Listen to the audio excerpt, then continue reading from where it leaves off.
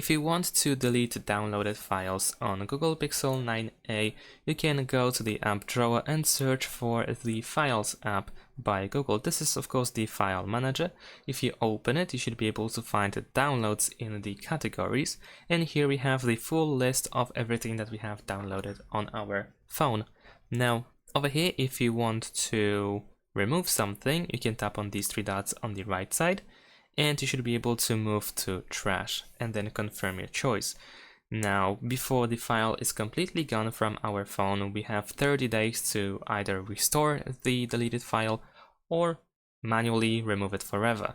If you want to remove it forever, we can tap on these three lines in the top left corner once you are in the main menu of this file manager and go to trash over here. You should be able to find your file here, so you can select it and then you can either just delete permanently or just restore if you want to.